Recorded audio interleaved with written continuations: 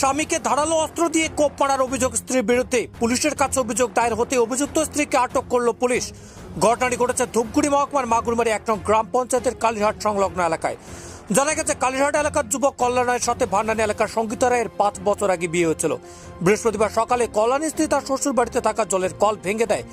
এই নিয়ে বাড়িতে বিবাদ শুরু হয়। সেই সময় কল্যাণ তার স্ত্রীকে বোঝাতে গেলে আচমকা স্ত্রীর তার পেটে ধারালো অস্ত্র দিয়ে কোপ মারে বলেই অভিযোগ। ঘটনার মুহূর্তের মধ্যে চাঞ্চল্য ছড়িয়ে পড়ে। তড়িঘড়ি পরিবারের লোকজন কল্যাণকে উদ্ধার করে ধূপগুড়ি মহকুমা হাসপাতালে নিয়ে আসলে কর্তব্যরত চিকিৎসক প্রাথমিক চিকিৎসার পর আঘাত গুরুতর হওয়ার কারণে জেলা হাসপাতালে স্থানান্তর করলে জলপাইগুড়ি একটি বেসরকারি নার্সিংহোমে ভর্তি করা হয় পরিবারের তরফে। এদিকে স্ত্রীকে বাড়িতে আটক রেখে পুলিশকে খবর দেওয়া হলে ঘটনাস্থলে পুলিশ পৌঁছে অভিযুক্ত স্ত্রীকে আটক করে থানায় নিয়ে যায়। ইতিমধ্যে পরিবারের তরফে স্ত্রী নামে ধূপগুড়ি থানায় লিখিত অভিযোগ দায়ের করা হয়েছে বলেই পরিবার সূত্রে খবর। কল্যাণের দাদা প্রণয় রায় অভিযোগ করে বলেন, ভাই একটি বেসরকারি সংস্থাতে কাজ করে, তাই ভাই স্ত্রীকে আলাদাই থাকে। বৃহস্পতিবার সকালবেলা ভাই স্ত্রী বাড়িতে ভাই না থাকায় বাড়িতে পৌঁছে যায় আর তারপরেই লাঠি দিয়ে জলের কল ভেঙে দেয়, এমনকি মাকেও মারধর করে বলে অভিযোগ